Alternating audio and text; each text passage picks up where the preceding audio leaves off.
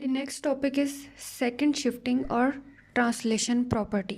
ठीक है, if Laplace of f of t equal f of s and we have another function which is a piecewise function which is g of t, which gives the value f of t minus a when t is greater to a and it gives the value 0 when t is less than a, then Laplace of this function g of t is equal to exponential power minus as f of s. ठीक है, इसकी एक example मैंने consider की है कि अगर हम एक फंक्शन लेते हैं g ऑफ t जो कि वैल्यू दे रहा है t minus 2 whole cube when t is greater to 2 and it gives the value 0 when t is less than 2, then the Laplace transform of g of t is क्या फॉर्मूले में क्या है e minus a S.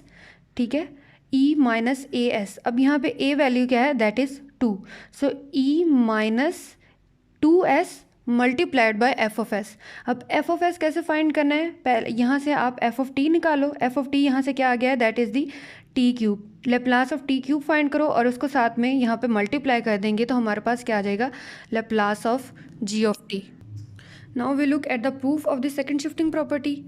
Proof में क्या किया है, let G of T equal to 0 to infinity E minus S T G of T D T. अब हमें पता है कि जी ऑफ टी जो है वो कौन सा फंक्शन है, ब्रेक हो रहा है फंक्शन, यानी डिफरेंट वैल्यूज़ दे रहा है ऑन डोमेन के डिफरेंट पॉइंट्स पे. ठीक है, तो हमने क्या किया, जी ऑफ टी को इस डोमेन के या इंटरवल के पॉइंट्स पर ब्रेक किया है. तो हमारे पास यहाँ से इंटेग्रल क्या हो गया, 0 टू ए प्लस इंटेग्रल यहाँ से क्या हो गया, ए टू इन्फिनिटी. ठीक है, अब 0 टू ए इंटरवल जो है उस पर हमारे पास जो फंक्शन है वो जी ऑफ टी जो है वो वैल्यू दे रहा है 0. देखें यहाँ मैंने क्या कहा है, जब टी जो है वो लेस है ए से तो हमारे पास फंक्शन जी ऑफ टी की वैल्यू क्या आ गई है, 0.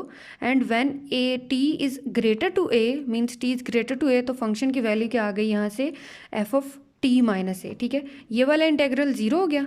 ठीक है, e minus S t into 0, this integral है 0 और ये वाला सेकंड इंटेग्रल मैंने अब यहाँ ऐसे लिख लिया है.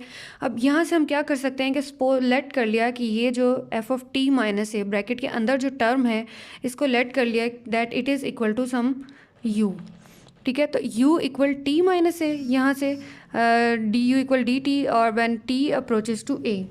इन this integral when t approaches a we get u approaches to 0 and when t approaches to infinity we get u approaches to infinity. Simple यहाँ पे सब्सटीट्यूशन किया है. सब्सटीट्यूशन करने के बाद जो कांस्टेंट टर्म थी e माइनस ए एस उसको इंटेग्रल से बाहर लिख लिया है. ये वाला फंक्शन इंटेग्रल के अंदर आ गया और अब यहाँ से हमें पता चल गया कि लेप्लास ऑफ एस की डेफिनेशन बन रही है. तो वैल्यूज़ पुट करने के बाद हमारे पास Laplace of ji of t यहाँ से क्या आ गया, e minus a s f of s. ये फाइनल प्रूफ का आंसर आ गया सेकंड शिफ्टिंग प्रॉपर्टी का. क्लियर है. अब ये मैंने एक क्वेश्चन लिखा है, इसमें आपने Laplace of F of T find करना है. If F of T equal cos T minus 2 pi over 3 when T is greater to 2 pi over 3 and 0 when T is less than 2 pi over 3. इसको solve करें.